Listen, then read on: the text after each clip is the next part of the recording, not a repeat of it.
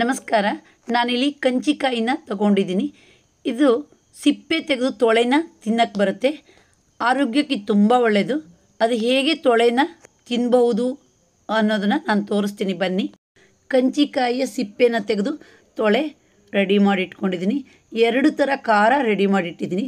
ಒಂದು ಉಪ್ಪು ಜೀರಿಗೆ ಮೆಣಸಿನಕಾಯಿ ಹಾಕಿದ್ದೀನಿ, ಮತ್ತೊಂದಕ್ಕೆ ಉಪ್ಪು ಅಚ್ಚ ಖಾರದ ಪುಡಿ ಹಾಕಿದ್ದೀನಿ. ಯಾವ ಖಾರ ಬೇಕಾದ್ರೂ ಹಚ್ಕೊಂಡು ತಿನ್ನೋದು. ಈಗ ಮೊದಲು ತೊಳೆಗಳನ್ನು ಬಿಡಿಸೋಣ. ತುಂಬ ಆರೋಗ್ಯಕ್ಕೆ ಒಳ್ಳೆಯದು. ಇದು ಬಾಯಲ್ಲಿರೋ ಅಗ್ರ ಪೂರ್ತಿ ಹೋಗುತ್ತೆ ಇದನ್ನು ತಿಂದರೆ.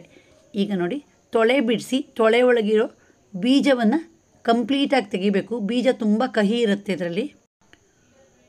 ಈ ಕಂಚಿಕಾಯಿ ಆರೋಗ್ಯಕ್ಕೆ ತುಂಬ ಒಳ್ಳೆಯದು. ಇದರಿಂದ ತುಂಬ ಥರ ಅಡುಗೆ ಮಾಡ್ತಾರೆ.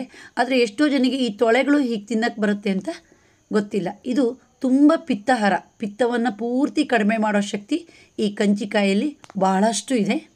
ಈಗ ನೋಡಿ, ಈ ತೊಳೆನ ಬಿಡಿಸಿದ್ದೀನಿ. ಇದ್ರ ಬೀಜ ಪೂರ್ತಿ ತೆಗಿಬೇಕು. ಬೀಜ ಸ್ವಲ್ಪ ಕಹಿ, ಅದಕ್ಕೆ ಈಗ ನೋಡಿ ಖಾರ ಹಚ್ಕೊಳ್ಳೋದು. ಹೀಗೆ